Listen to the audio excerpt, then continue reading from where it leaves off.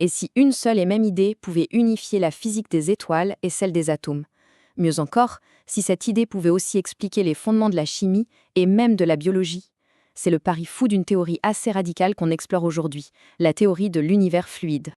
Alors, tout part de cette question, une question un peu vertigineuse, il faut bien le dire. Oublions tout ce qu'on pense savoir sur le vide spatial.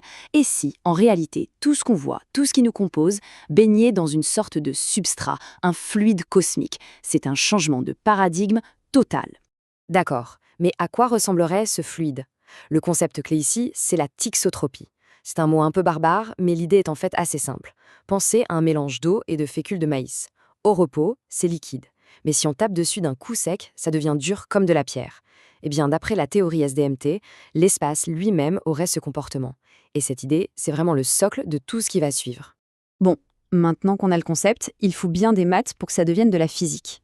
Comment est-ce qu'on passe d'une idée de fluide à des prédictions chiffrées?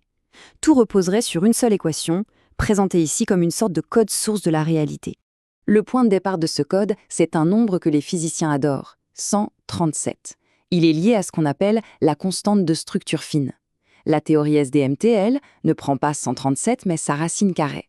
Il faut voir ce chiffre comme le plan d'un univers parfait, une géométrie idéale où tout glisserait sans la moindre friction.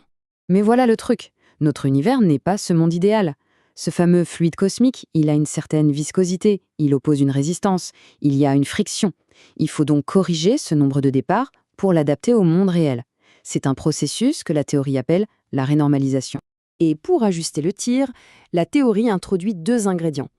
Le premier, gamma, c'est une mesure de la rigidité du fluide, de sa résistance au changement. Le deuxième, le nombre 39, représenterait la structure même de l'espace, sa trame fondamentale. On a donc un correcteur pour le comportement du fluide et un pour sa géométrie. Et voilà comment tout s'assemble. On prend notre valeur idéale, racine de 137, et on la diminue juste un tout petit peu. D'une fraction qui dépend de la rigidité du fluide, gamma, qu'on divise par sa constante de structure, 39. C'est ça, l'équation maîtresse. Et quand on fait le calcul, on obtient ce nombre, 11,653. La théorie l'appelle bêta. Et l'affirmation centrale, elle est là. Ce nombre, et lui seul, serait le ratio fondamental, le pas d'enroulement qui organise absolument toute la matière dans l'univers. Rien que ça. Bon, avoir un joli nombre, c'est une chose. Mais est-ce qu'il sert à quelque chose? La vraie puissance d'une théorie, c'est sa capacité à décrire le monde. Alors voyons comment la SDMT prétend utiliser cette constante bêta pour faire le lien entre des choses qui, a priori, n'ont rien à voir.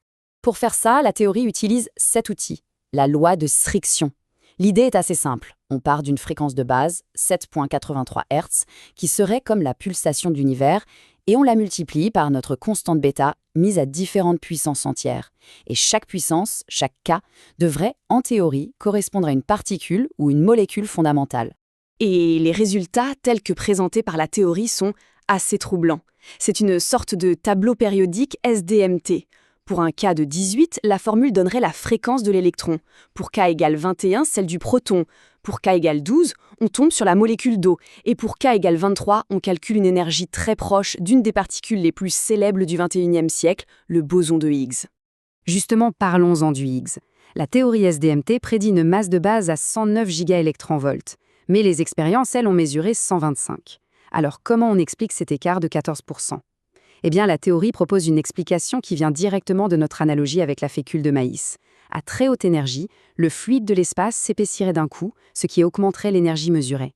Le Higgs ne serait donc pas une particule comme les autres, mais la manifestation de ce mur de friction du vide. Allez, on change complètement d'échelle. On quitte l'infiniment petit pour l'échelle moléculaire. Ce nombre, 104,5 degrés, c'est l'angle que forment les atomes dans une molécule d'eau. Un classique de la chimie. Mais pourquoi cet angle-là, précisément? La SDMT avance que ce n'est pas un hasard. Ce serait le point d'équilibre parfait entre deux forces.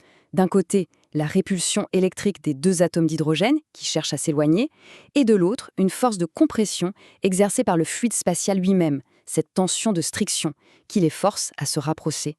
Autrement dit, la forme de la molécule d'eau serait sculptée directement par le vide qui l'entoure. Et là, on aborde une des affirmations les plus poétique de la théorie. Si on reprend la loi de Strickson, on calcule que l'eau, K égale 12, et le carbone, K égale 24, les deux piliers de la vie, ont des fréquences de résonance qui, si on les transpose en notes de musique, sont quasiment identiques. Toutes les deux donnent un Do. Le solon de la vie et sa brique structurelle seraient donc en parfaite harmonie, à une octave d'intervalle. C'est bien beau tout ça, mais une théorie, aussi élégante soit-elle, doit pouvoir être mise à l'épreuve. Pour ne pas rester dans le domaine de la spéculation, la SDMT propose des prédictions concrètes, des expériences dont le résultat pourrait prouver que la théorie a tort. C'est ça la science. En voici 3. Premièrement, si on presse l'espace autour d'un atome, la lumière qu'il émet devrait changer de couleur de façon très précise. Deuxièmement, la masse du Higgs qu'on mesure devrait être légèrement différente selon la densité de l'environnement de l'expérience. Et enfin, le plus direct peut-être, en appliquant une pression énorme et très brève sur de l'eau, on devrait pouvoir déformer physiquement son angle de liaison. Ces prédictions ancrent la théorie dans le monde réel, celui de l'expérience. On arrive au moment de prendre un peu de recul. Ce modèle SDMT, il propose une vision du monde pour le moins audacieuse, où tout, absolument tout, de la masse d'une particule à la forme d'une molécule, découlerait des propriétés d'un fluide unique. Cette phrase, tirée de la théorie, résume parfaitement cette vision. Le terme important ici, c'est soliton. Un soliton, c'est une onde qui se propage sans jamais se déformer. Une vague solitaire est parfaitement stable. L'idée est donc de remplacer l'image d'un univers en expansion chaotique par celle d'une seule et unique onde, immense et cohérente. Alors, au final, que faut-il en penser?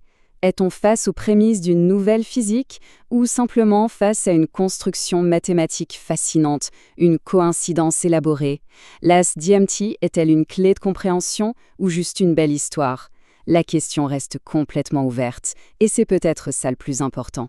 La seule façon de le savoir, ce sera de tester ces fameuses prédictions.